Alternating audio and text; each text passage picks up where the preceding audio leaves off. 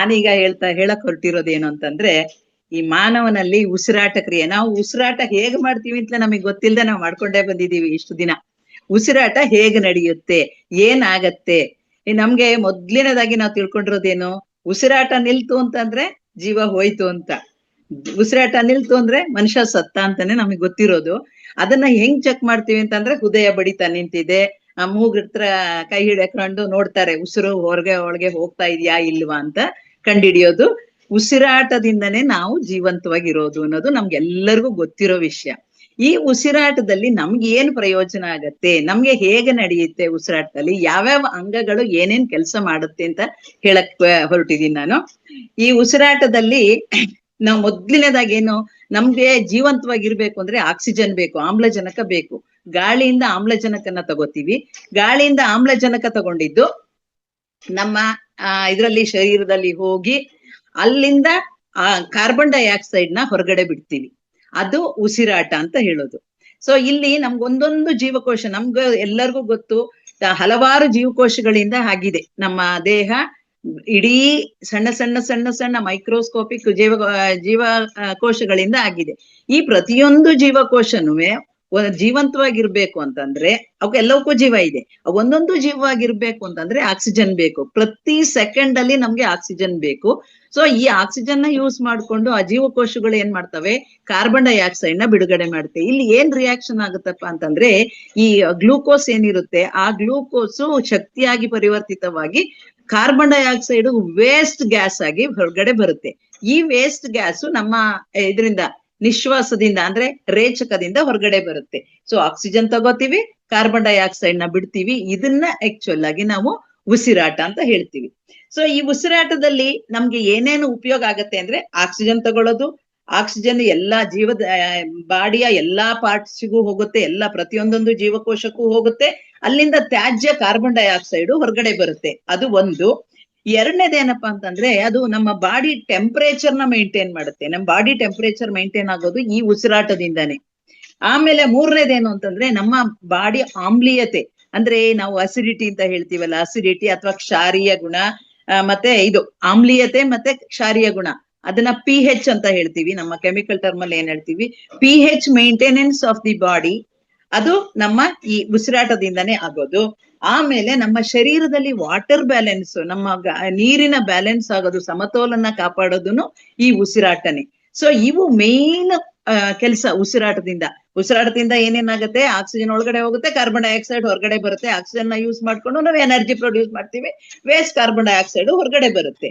ಆಮೇಲೆ ಶರೀರದ್ದು temperature maintain ಮಾಡುತ್ತೆ, pH maintain ಮಾಡುತ್ತೆ, ಕ್ಷಾರೀಯ ಅಥವಾ ಆಮ್ಲೀಯತೆಯನ್ನ ಮೇಂಟೈನ್ ಮಾಡುತ್ತೆ. ಆಮೇಲೆ ಶರೀರದ ನೀರಿನ ಮಟ್ಟವನ್ನ ಸಮತೋಲನಗೊಳಿಸುತ್ತೆ ಈ ಉಸಿರಾಟ ಕ್ರಿಯೆ. ಆಮೇಲೆ ಈ ಉಸಿರಾಟದಲ್ಲಿ ಯಾವ್ಯಾವ ಅಂಗ ಬರುತ್ತಪ್ಪ ಅಂತಂದ್ರೆ, ಮೊದ್ಲು ಮೂಗು. ಮೂಗಿಂದ ನಾವು ಗಾಳಿ ಒಳಗಡೆ ತಗೋತೀವಲ್ವಾ, ಈ ಮೂಗಿಂದ ಗಾಳಿ ಒಳಗಡೆ ತಗೊಂಡಾಗ ಮೂಗಲ್ಲಿ ಏನೇನ್ ಇರುತ್ತೆ, ಒಂದು ಲೋಳೆ ಅಂತ ಪದರ ಇರುತ್ತೆ. ಆಮೇಲೆ ಅದ್ರ ಮೇಲೆ ಸಣ್ಣ ಸಣ್ಣ ಕೂದಲುಗಳಿರುತ್ತೆ. ಈ ಲೋಳೆ ಅಂತ ಪದರ ಗಾಳಿ ಒಳಗಡೆ ಹೋದಾಗ ಇದ್ರಲ್ಲಿ ಆ ಟೆಂಪರೇಚರ್, ಆ ಲೋಳೆ ಪದರದಲ್ಲಿ ಏನಿರುತ್ತೆ, ತುಂಬಾ ಬ್ಲಡ್ ವೆಸಲ್ಸ್ ಇರುತ್ತೆ, ಏನು ರಕ್ತನಾಳಗಳು, ಸೂಕ್ಷ್ಮವಾದ ರಕ್ತನಾಳಗಳಿರುತ್ತೆ. ಈ ರಕ್ತನಾಳಗಳು ನಮ್ಮ ಬಾಡಿ ಟೆಂಪರೇಚರ್, ಗಾಳಿಯ ಟೆಂಪರೇಚರ್ ಒಳಗಡೆ ಹೋಗುತ್ತಲ್ಲ, ಆ ಗಾಳಿಯ ಟೆಂಪರೇಚರ್ನ ನಮ್ಮ ಬಾಡಿಗೆ ಎಷ್ಟು ಬೇಕೋ ಅಷ್ಟು ಮಟ್ಟಕ್ಕೆ ಟೆಂಪರೇಚರ್ನ ತರುತ್ತೆ. ಅಂದ್ರೆ ನಮ್ಮ ಹೊರಗಡೆ ಟೆಂಪರೇಚರ್ಗಿಂತ ನಮ್ಮ ಒಳಗಡೆ ಬಾಡಿ ಟೆಂಪರೇಚರ್ ಸ್ವಲ್ಪ ಜಾಸ್ತಿ ಇರುತ್ತೆ. ಆ ಟೆಂಪರೇಚರ್ಗೆ ನಮ್ಮ ಗಾಳಿನ ತರುತ್ತೆ ಆ ಬ್ಲಡ್ ವೆಸಲ್ಸ್. ಆಮೇಲೆ ಆ ಸಣ್ಣ ಸಣ್ಣ ಕೂದಲುಗಳ ಕೆಲಸ ಏನಪ್ಪಾ ಅಂತಂದ್ರೆ, ಈ ಡಸ್ಟ್ ಎಲ್ಲ ಇರುತ್ತಲ್ಲ, ಧೂಳೆಲ್ಲ ಇರುತ್ತಲ್ಲ, ಗಾಳಿಲಿ ಬರೋ ಒಳಗಡೆ ಹೋಗೋ ಗಾಳಿಲಿ, ಅಟ್ಮಾಸ್ಫಿಯರಿಕ್ ಏರ್ ಅಲ್ಲಿ ಅಥವಾ ಹೊರಗಿನ ಗಾಳಿನಲ್ಲಿ ಧೂಳಿರುತ್ತೆ. ಈ ಧೂಳು ಒಳಗಡೆ ಹೋದ ಆ ಧೂಳನ್ನ ಅವು ಫಿಲ್ಟರ್ ಮಾಡುತ್ತೆ, ಆ ಕೂದಲುಗಳು ಫಿಲ್ಟರ್ ಮಾಡುತ್ತೆ.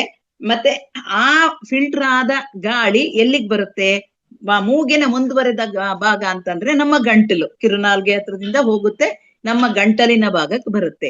ಈ ಗಂಟಲಿನಲ್ಲಿ ಅಲ್ಲಿ ಎಪಿಗ್ಲಾಟಿಸ್ ಅಂತ ಒಂದು ಇದಿರುತ್ತೆ, ಮುಚ್ಚಳ ಇರುತ್ತೆ. ಅದು ಆಹಾರ ಕೊಳುವೆ ಮತ್ತೆ ಗಾಳಿ ಕೊಳುವೆಗೆ ಆನು ಆಫ್ ಮಾಡ್ತಾ ಇರುತ್ತೆ. ಗಾಳಿ ಹೋಗ್ಬೇಕಾದ್ರೆ ಗಾಳಿ ಕೊಳುವೆನ ಓಪನ್ ಮಾಡುತ್ತೆ, ಆಹಾರ ಹೋಗ್ಬೇಕಾದ್ರೆ ಆಹಾರದ ಕೊಳುವೆನ ಓಪನ್ ಮಾಡುತ್ತೆ. ಸೊ ಅದಾದ್ಮೇಲೆ ನೆಕ್ಸ್ಟ್ ಬರೋದು ಧ್ವನಿ ಪೆಟ್ಟಿಗೆ. ಧ್ವನಿ ಪೆಟ್ಟಿಗೆಗೆ ಬರುತ್ತೆ ಗಾಳಿ. ಆ ಧ್ವನಿ ಪೆಟ್ಟಿಗೆಗೆ, ಅದಕ್ಕೆ ಉಸಿರಾಟ ಸರಿಯಾಗಿ ನಡೀತಿಲ್ಲ ಅಂತಂದ್ರೆ ಧ್ವನಿ ಪೆಟ್ಟಿಗೆ ಸರಿಯಾಗಿ ಕೆಲಸ ಮಾಡೋದಿಲ್ಲ. ಆದ್ಮೇಲೆ ನೆಕ್ಸ್ಟ್ ವಿಂಡ್ ಪೈಪ್ ಅಂತ ಬರುತ್ತೆ. ಇಲ್ಲಿಂದ ಮುಂದಕ್ಕೆ ವಿಂಡ್ ಪೈಪ್, ಅದು 10 ರಿಂದ 12 ಸೆಂಟಿಮೀಟರ್ ಇರುತ್ತೆ. ಆ ವಿಂಡ್ ಪೈಪ್ 10 ರಿಂದ 12 ಸೆಂಟಿಮೀಟರ್ ಆದ್ಮೇಲೆ 2 ಕವಲಾಗಿ ಹೊಡೆಯುತ್ತೆ. ಅದನ್ನ ಬ್ರಾಂಕೈಗಳು ಅಂತ ಹೇಳ್ತಾರೆ. 2 ಕವಲಾಗಿ ಹೊಡೆಯುತ್ತೆ, ಅದನ್ನ ಬ್ರಾಂಕೈಗಳು ಅಂತ ಹೇಳ್ತಾರೆ. ಆಮೇಲೆ ಆ 2 ಬ್ರಾಂಕೈಗಳು ಅಂದ್ರೆ 2 ಕವಲಾಗಿ ಹೊಡೆಯುತ್ತಲ್ಲ, ಅವು ನಮ್ಮಲ್ಲಿ 2 ಶ್ವಾಸಕೋಶ ಇದೆ ಅಂತ ಎಲ್ಲರಿಗೂ ಗೊತ್ತು. ಆ 2 ಶ್ವಾಸಕೋಶದೊಳಗೆ ಒಂದೊಂದ್ರೊಳಗೆ ಎಂಟರ್ ಆಗತ್ತೆ. ಆ ಶ್ವಾಸಕೋಶಗಳು ಹೇಗಿರುತ್ತಪ್ಪ ಅಂತಂದ್ರೆ, ನಮ್ಮ ಈ ಇದೇನಿದೆ ಮೂಳೆಗಳು, ಮುಂದಿನ ಮೂಳೆಗಳು ಮತ್ತೆ ಬೆನ್ನಿನ ಮೂಳೆಗಳಿದೆಯಲ್ಲ, ಈ ಮೂಳೆಗಳ ಮಧ್ಯದಲ್ಲಿ ಪ್ರೊಟೆಕ್ಟೆಡ್ ಆಗಿದೆ. ನಮ್ಮ ದೇಹ ರಚನೆ ಹೇಗಿರುತ್ತೆ ಅಂತಂದ್ರೆ, ಸಾಫ್ಟ್ ಆಗಿರೋ ಎಲ್ಲ ಪಾರ್ಟ್ಸ್ ದೇವ್ರು ಪ್ರೊಟೆಕ್ಟೆಡ್ ಜಾಗದಲ್ಲೇ ಇಟ್ಟಿದ್ದಾರೆ. ಇಲ್ಲಿ ಹಾರ್ಟ್ ಇದೆ, ನಿಮ್ಗೆ ಗೊತ್ತು, ಇಲ್ಲಿ ಹಾರ್ಟ್ ಇದೆ, ಅದನ್ನು ಅಷ್ಟೇ ನಮ್ಮ ರಿಬ್ ಕೇಜ್ ಒಳಗಡೆ ಇದೆ. ಮತ್ತೆ ಬೆನ್ನು ಮೂಳೆ, ಇದು ಮುಂದಿನ ಎದೆಯ ಮೂಳೆಗಳಿದೆಯಲ್ಲ, ಈ ಮೂಳೆ ಮಧ್ಯದಲ್ಲಿ ಇಟ್ಟಿದ್ದಾರೆ. ಶ್ವಾಸಕೋಶನು ಅಷ್ಟೇ ಬಹಳ ಡೆಲಿಕೇಟ್ ಪಾರ್ಟ್, ಅದನ್ನು ಅಷ್ಟೇ ಇದ್ರೊಳಗೆ ಇಟ್ಟಿದ್ದಾರೆ. ಮತ್ತೆ ಜಠರ ಸಹ ಅದು ಡೆಲಿಕೇಟ್ ಪಾರ್ಟೇ, ಅದನ್ನು ರಿಬ್ ಕೇಜ್ ಒಳಗಡೆನೆ ಇದೆ. ಮುಂದೆ ನಮ್ಮ ಕಿಡ್ನಿಗಳೇನಿದೆ, ಆ ಕಿಡ್ನಿಗಳು ಅಷ್ಟೇ ಸಾಫ್ಟ್ ಮೆಟೀರಿಯಲ್, ಸಾಫ್ಟ್ ಆಗಿರುತ್ತೆ, ಅವನ್ನು ಅಷ್ಟೇ ಡೆಲಿಕೇಟ್ ಪಾರ್ಟ್, ಅದನ್ನು ಅಷ್ಟೇ ಈ ಕೇಜ್ ಒಳಗಡೆ ಇರುತ್ತೆ. ಸೊ ಈ ಶ್ವಾಸಕೋಶಗಳು 2 ಶ್ವಾಸಕೋಶಗಳು ಇದೆಯಲ್ಲ, ಒಂದು ಎಡ ಒಂದು ಬಲ. ಈ ಬಲ ಶ್ವಾಸಕೋಶ ಯಾವಾಗ್ಲೂ ಚಿಕ್ಕದಾಗಿರುತ್ತೆ, ಎಡದ್ದು ದೊಡ್ಡದಾಗಿರುತ್ತೆ. ಸೊ ಈ ಶ್ವಾಸಕೋಶಗಳಿಗೆ ಆ ಬ್ರಾಂಕೈಗಳು ಎಂಟರ್ ಆಗತ್ತೆ. 2 ಪೈಪ್ಗಳು, ಒಂದು ಗಾಳಿ ಪೈಪ್ ಇದ್ದಿದ್ದು 2 ಕವರ್ ಹೊಡೆದು 2 ಕಡೆ ಹೋಗುತ್ತೆ. ಆ ಬಲಕ್ಕೊಂದು ಎಡಕ್ಕೊಂದು. ಆ ಎಡಕ್ ಹೋಗಿದ್ದನು ತುಂಬಾ ಕವಲುಗಳಾಗಿ ಹೊಡೆಯುತ್ತೆ. ಈ ಮರದಲ್ಲಿ ತಾಯಿ ಬೇರು ಸಣ್ಣ ಬೇರುಗಳಾಗಿ ಹೊಡೆಯುತ್ತಲ್ಲ, ಆ ತರ ಸಣ್ಣ ಬೇರುಗಳಾಗಿ ಹೊಡೆಯುತ್ತೆ. ಅವನ್ನ ಬ್ರಾಂಕಿಯೋಲ್ಸ್ ಅಂತಾರೆ. ಈ ಬ್ರಾಂಕಿಯೋಲ್ಸ್ ಒಂದಕ್ಕೊಂದಕ್ಕ ಕೂಡ್ಸಿದ್ರೆ ಎಷ್ಟಾಗತ್ತಪ್ಪ ಒಬ್ಬ ಮನುಷ್ಯನಲ್ಲಿ ಅಂತಂದ್ರೆ, 2,500 ಕಿಲೋಮೀಟರ್ ಉದ್ದಕ್ಕಾಗತ್ತೆ. ಒಂದೊಂದೊಂದೊಂದನ್ನು ಸೇರಿಸ್ತಾ ಹೋದ್ರೆ 2,000 ಕಿಲೋಮೀಟರ್, ಮೀಟರ್ ಸೆಂಟಿಮೀಟರ್ ಅಲ್ಲ, ಕಿಲೋಮೀಟರ್ಗಳಷ್ಟು ಉದ್ದ ಆಗತ್ತೆ. ಅಂದ್ರೆ ನೀವು ಎಷ್ಟು ಜಾಸ್ತಿ ಇರುತ್ತೆ ಅನ್ನೋದನ್ನ ನೀವು ಇಮ್ಯಾಜಿನ್ ಮಾಡ್ಕೋಬಹುದು. ಈ ಕವಲೊಡೆದ ಬೇರಿನಂತಹ ಬ್ರಾಂಕಿಯೋಲ್ಗಳು ಆ ಗಾಳಿ ಚೀಲಗಳಲ್ಲಿ ಎಂಡಾಗತ್ತೆ. ಪ್ರತಿಯೊಂದೊಂದು ಬ್ರಾಂಕಿಯೋಲ್ಗಳು, ಆ ಸಣ್ಣ ಕವಲುಗಳು ಬ್ರಾಂಕಿಯೋಲ್ ಅಲ್ಲಿ ಎಂಡಾಗತ್ತೆ. ಈಗ ನಾವು ಉಸಿರಾಟ ಕ್ರಿಯೆನಲ್ಲಿ ಏನಾಗತ್ತೆ, ಬ್ರಾಂಕಿಯೋಲ್ಗಳು ಗಾಳಿ ಚೀಲಗಳಲ್ಲಿ ಎಂಡಾಗುತ್ತೆ. ಈ ಗಾಳಿ ಚೀಲಗಳನ್ನ ನಾವು ಏನ್ ಹೇಳ್ತೀವಿ ಅಂತಂದ್ರೆ ಆಲ್ವಿಯೋಲೈ ಅಂತ ಹೇಳ್ತಾರೆ.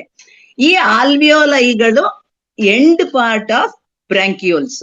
ಈ ಗಾಳಿ ತಗೊಂಡಿದ್ದು ಗಂಟ್ಲು ಮೂಲಕ, ಗಾಳಿ ಚೀಲದ ಮೂಲಕ, ಗಾಳಿ ನಾಳದ ಮೂಲಕ, ಬ್ರಾಂಕೈಗಳ ಮೂಲಕ ಶ್ವಾಸಕೋಶನ ತಲುಪುತ್ತೆ. ಅಲ್ಲಿ ಎಲ್ಲಿಗೆ ಹೋಗುತ್ತೆ, ಎಂಡ್ ಆಫ್ ಈಚ್ ಬ್ರಾಂಕಿಯೋಲ್ಗಳಲ್ಲಿ ಸಣ್ಣ ಬೇರುಗಳ ತರ ಇರುತ್ತಲ್ಲ, ಬ್ರಾಂಕಿಯೋಲ್ ತುದಿಗಳಲ್ಲಿ, ಒಂದೊಂದ್ರ ತುದಿನಲ್ಲುವೆ ಈ ಆಲ್ವಿಯೋಲೈಗಳು ಇರುತ್ತೆ. ಅವು ಗಾಳಿ ಚೀಲಗಳು, ಸಣ್ಣ ಗಾಳಿ ಚೀಲಗಳು. ಈ ಬೆಲೂನ್ಗಳು ಇರುತ್ತಲ್ಲ, ಒಂದು ಪೈಪ್ ಹೋಗಿ ಬೆಲೂನ್ಗೆ ಎಂಡಾದಂಗೆ, ಆ ಇವು ಆಲ್ವಿಯೋಲೈಗಳ ಮೇಲೆ, ಆ ಸಣ್ಣ ಗಾಳಿ ಚೀಲಗಳ ಮೇಲೆ ಸೂಕ್ಷ್ಮಾತಿ ಸೂಕ್ಷ್ಮ ರಕ್ತನಾಳಗಳಿರುತ್ತೆ. ರಕ್ತನಾಳಗಳಲ್ಲಿ ರಕ್ತ ಹರಿತಾ ಇರುತ್ತೆ. ಇಲ್ಲಿ ಏನಾಗತ್ತೆ, ಒಳ ಬಂದ ಗಾಳಿಯಲ್ಲಿ 80% ನೈಟ್ರೋಜನ್ ಇರುತ್ತೆ, ಬರೀ 20% ಮಾತ್ರ ಆಕ್ಸಿಜನ್ ಇರುತ್ತೆ. ಈ ಆಕ್ಸಿಜನ್ ನಮಗೆ ಬೇಕಾಗಿದೆ, ನಮಗೆ ನೈಟ್ರೋಜನ್ ಬೇಕಾಗಿಲ್ಲ. ಆಮ್ಲಜನಕ ಬೇಕು, ಅದನ್ನ ನೈಟ್ರೋಜನ್ ಅನ್ನ ಸಸಾರಜನಕ ಅಂತ ಹೇಳ್ತಾರೆ. ನಮಗೆ ಸಸಾರಜನಕ ಬೇಕಾಗಿಲ್ಲ, ನಮಗ್ ಬೇಕಾಗಿರೋದು ಆಕ್ಸಿಜನ್. ಅದರಲ್ಲಿ 20%, ನಾವು ಹೊರಗಡೆ ಗಾಳಿನಲ್ಲಿ 20% ಆಕ್ಸಿಜನ್ ಇರುತ್ತೆ. ಈ ಆಕ್ಸಿಜನ್ ಏನಾಗತ್ತೆ, ಆ ಬ್ಲಡ್ ವೆಸಲ್ಸ್ ಇದ್ರ ಮೇಲೆ ಇರುತ್ತಲ್ಲ, ಯಾವುದು ಆಲ್ವಿಯೋಲೈ ಮೇಲೆ, ಗಾಳಿ ಚೀಲಗಳ ಮೇಲೆ ಬ್ಲಡ್ ವೆಸಲ್ಸ್ ಇರುತ್ತಲ್ಲ, ಅದ್ರ ಜೊತೆ ಸಂಪರ್ಕಕ್ಕೆ ಬರುತ್ತೆ. ಅಲ್ಲಿ ನಿಮಗ್ ಗೊತ್ತು, ಬ್ಲಡ್ ಅಲ್ಲಿ ಹಿಮೋಗ್ಲೋಬಿನ್ ಅಂತ ಒಂದು ಕೆಂಪು ರಕ್ತ ಕಣ ಇದೆ. ಸೊ ಈ ಹಿಮೋಗ್ಲೋಬಿನ್ ನಿಂದ ಆ ಆಕ್ಸಿಜನ್ ನ ಹೀರಲ್ಪಡುತ್ತೆ. ಈ ಹಿಮೋಗ್ಲೋಬಿನ್ ಆಕ್ಸಿಜನ್ ಜೊತೆ ರಿಯಾಕ್ಟ್ ಆಗಿ ಆಕ್ಸಿ ಹಿಮೋಗ್ಲೋಬಿನ್ ಅಂತ ಒಂದು ಕಾಂಪೌಂಡ್ ಆಗತ್ತೆ. ಈ ಆಕ್ಸಿ ಹಿಮೋಗ್ಲೋಬಿನ್ ಏನಾಗತ್ತೆ, ರಕ್ತದ ಜೊತೆ ದೇಹದ ಎಲ್ಲ ಪಾರ್ಟ್ಗಳಿಗೂ ಹೋಗುತ್ತೆ. ಸೊ ಆಕ್ಸಿಜನ್ ದೇಹದ ಎಲ್ಲ ಪಾರ್ಟ್ಗಳಿಗೂ ಹೋಗಿ ಪ್ರತಿಯೊಂದೊಂದು ಜೀವಕೋಶನು ತಲುಪುತ್ತೆ. ಈ ಪ್ರತಿಯೊಂದೊಂದು ಜೀವಕೋಶದಲ್ಲೂ ಮೈಟೋಕಾಂಡ್ರಿಯಾ ಅಂತ ಒಂದು ಪವರ್ ಹೌಸ್ ಅಂತ ಹೇಳ್ತಾರೆ. ಮೈಟೋಕಾಂಡ್ರಿಯಾದಲ್ಲಿ ಏನಾಗುತ್ತೆ, ಎಕ್ಸ್ಚೇಂಜ್ ಆಗಿ ಅಲ್ಲಿ ಆಕ್ಸಿಜನ್ ನ ಯೂಸ್ ಮಾಡಿಕೊಂಡು ಗ್ಲೂಕೋಸ್ ಇದ್ದಿದ್ದು ಎನರ್ಜಿ ಆಗಿ ಕನ್ವರ್ಟ್ ಆಗಿ ಕಾರ್ಬನ್ ಡೈಆಕ್ಸೈಡ್ ವೇಸ್ಟ್ ಗ್ಯಾಸ್ ಬರುತ್ತೆ. ಆ ವೇಸ್ಟ್ ಗ್ಯಾಸ್ ನ ಈ ಹಿಮೋಗ್ಲೋಬಿನ್ ಮತ್ತೆ ಅಬ್ಸರ್ವ್ ಮಾಡುತ್ತೆ. ಎಲ್ಲಿಂದ? ಜೀವಕೋಶಗಳಿಂದ. ಅದು ಕಾರ್ಬಾಕ್ಸಿ ಹಿಮೋಗ್ಲೋಬಿನ್ ಆಗಿ ಕನ್ವರ್ಟ್ ಆಗಿ ಮತ್ತೆ ವಾಪಸ್ಸು ಲಂಗ್ಸಿಗೆ ತಗೊಂಡ್ ಬರುತ್ತೆ, ನಮ್ಮ ಶ್ವಾಸಕೋಶಗಳಿಗೆ ತರುತ್ತೆ. ಈ ಶ್ವಾಸಕೋಶದಲ್ಲಿ ಮತ್ತೆ ಅದು ರಿಪೀಟ್ ಆಗ್ತಾ ಹೋಗುತ್ತೆ. ಕಾರ್ಬನ್ ಡೈಆಕ್ಸೈಡ್ ಒಳಗ್ ಬರುತ್ತೆ, ಆಕ್ಸಿಜನ್ ನಮ್ಮ ಬ್ಲಡ್ ವೆಸಲ್ಸಿಗೆ ಹೋಗುತ್ತೆ. ಈ ಕಾರ್ಬನ್ ಡೈಆಕ್ಸೈಡ್ ಬಂದಿದ್ದು ವಾಪಸ್ಸು ಮೂಗಿನ ಮೂಲಕ ಹೊರಗಡೆ ಬರುತ್ತೆ. ಇದು ಆಕ್ಚುಯಲ್ ಆಗಿ ಆಗೋ ಕೆಲಸ. ಗಾಳಿ ಒಳಗಡೆ ಹೋಗುತ್ತೆ, ಆಲ್ವಿಯೋಲೈ ಮೇಲಿರೋ ರಕ್ತನಾಳಗಳ ಜೊತೆ, ರಕ್ತನಾಳಗಳಲ್ಲಿ ರಕ್ತ ಹರಿತಾ ಇರುತ್ತೆ. ರಕ್ತದಲ್ಲಿ ಹಿಮೋಗ್ಲೋಬಿನ್ ಅನ್ನೋ ಒಂದು ಕಾಂಪೌಂಡ್ ಇದೆ. ಆ ಹಿಮೋಗ್ಲೋಬಿನ್ ಕಾಂಪೌಂಡ್ ಜೊತೆಗೆ ಆಕ್ಸಿಜನ್ ರಿಯಾಕ್ಟ್ ಆಗಿ ಕಾರ್ಬಾಕ್ಸಿ ಹಿಮೋಗ್ಲೋಬಿನ್ ಆಗಿ ಆ ರಕ್ತದ ಜೊತೆ ಅದು ಹರಿದು ಎಲ್ಲಿಗೆ ಬರುತ್ತೆ? ದೇಹದ ಬೇರೆ ಬೇರೆ ಜೀವಕೋಶಗಳಿಗೆ ಹೋಗುತ್ತೆ. ಆ ಜೀವಕೋಶಗಳಲ್ಲಿ ಈ ಆಕ್ಸಿಜನ್ ಉಪಯೋಗಿಸ್ಕೊಂಡು ಇದು ಗ್ಲೂಕೋಸ್ ಇದ್ದಿದ್ದು ಎನರ್ಜಿ ಆಗಿ ಪರಿವರ್ತಿತವಾಗಿ ಕಾರ್ಬನ್ ಡೈಆಕ್ಸೈಡ್ ಅನ್ನೋ ವೇಸ್ಟ್ ಗ್ಯಾಸ್ ಬರುತ್ತೆ. ಈ ವೇಸ್ಟ್ ಗ್ಯಾಸ್ ಮತ್ತೆ ಹಿಮೋಗ್ಲೋಬಿನ್ ಜೊತೆ ರಿಯಾಕ್ಟ್ ಆಗಿ ಕಾರ್ಬಾಕ್ಸಿ ಹಿಮೋಗ್ಲೋಬಿನ್ ಆಗುತ್ತೆ. ಅದು ರಕ್ತದ ಜೊತೆ ಎಲ್ಲಿಗೆ ಬರುತ್ತೆ? ಲಂಗ್ಸಿಗೆ ಬರುತ್ತೆ. ಆ ಲಂಗ್ಸ್ ಇಂದ ಮತ್ತೆ ಆಲ್ವಿಯೋಲೈ ಕಾಂಟ್ಯಾಕ್ಟಿಗೆ ಬಂದಾಗ ಏನಾಗತ್ತೆ? ಕಾರ್ಬನ್ ಡೈಆಕ್ಸೈಡ್ ಇದು ಆಲ್ವಿಯೋಲೈ ಒಳಗಡೆ ಹೋಗುತ್ತೆ. ಆ ಆಲ್ವಿಯೋಲೈ ಒಳಗಡೆಯಿಂದ ಆಕ್ಸಿಜನ್ ಬ್ಲಡ್ಡಿಗೆ ಬರುತ್ತೆ, ಮತ್ತೆ ಆಕ್ಸಿ ಹಿಮೋಗ್ಲೋಬಿನ್ ಆಗಿ ಮತ್ತೆ ರೀಸರ್ಕ್ಯುಲೇಟ್ ಆಗತ್ತೆ. ಇದು ನಮ್ಮ ಇದ್ರಲ್ಲಿ ನಡೆಯೋ ಕ್ರಿಯೆ. ಇದರಿಂದ ನಮ್ಗೆ ಏನಾಗತ್ತೆ? ಗ್ಲೂಕೋಸ್ ಇದ್ದಿದ್ದು ಎನರ್ಜಿಯಾಗಿ ಕನ್ವರ್ಟ್ ಆಗುತ್ತೆ. ನಮ್ಗೆ ಏನಾದ್ರೂ ಇನ್ ಕೇಸ್ ಸರಿಯಾಗಿ ಸಫಿಶಿಯಂಟ್ ಆಗಿ ಆಕ್ಸಿಜನ್ ಸಪ್ಲೈ ಆಗ್ಲಿಲ್ಲ ಅಂತಂದ್ರೆ ನಮ್ಮಲ್ಲಿ ಎಷ್ಟು ಗ್ಲೂಕೋಸ್ ಇದ್ರೂನುವೆ ನಮ್ಗೆ ಎನರ್ಜಿ ಆಗಿ ಪರಿವರ್ತಿಸಕ್ ಆಗೋದಿಲ್ಲ. ಅದು ಗ್ಲೂಕೋಸ್ ಆಗೇ ಇರುತ್ತೆ. ನಾವು ಶಕ್ತಿಹೀನರಾಗಿ ಒದ್ದಾಡ್ತೀವಿ.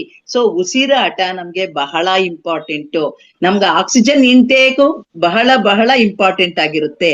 ಸೊ ನಮ್ಗೆ ಈ ಆಲ್ವಿಯೋಲೈಗಳು ಎಷ್ಟಿರುತ್ತೆ ಅಂದ್ರೆ 30ರಿಂದ 50 ಕೋಟಿ ಆಲ್ವಿಯೋಲೈಗಳಿರುತ್ತೆ. ಅದರಲ್ಲಿ ನಾವು ಯೂಸ್ ಮಾಡೋದೆಷ್ಟು?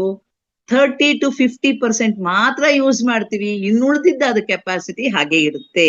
ನಾವು ಇದನ್ನ ನಾವು ಸರಿಯಾಗಿ ಮಾಡ್ಕೋಬೇಕು. ನಮಗೆ ಜಾಸ್ತಿ ಆಕ್ಸಿಜನ್ ಸಪ್ಲೈ ಬೇಕು ಅಂತ ಅಂದಾಗ ನಾವ್ ಏನ್ ಮಾಡ್ಬೇಕು? ಪ್ರಾಣಾಯಾಮ ಮಾಡೋದ್ರಿಂದ ನಮ್ಗೆ ಆಕ್ಸಿಜನ್ ಸಪ್ಲೈ ಜಾಸ್ತಿ ತಗೋಬಹುದು.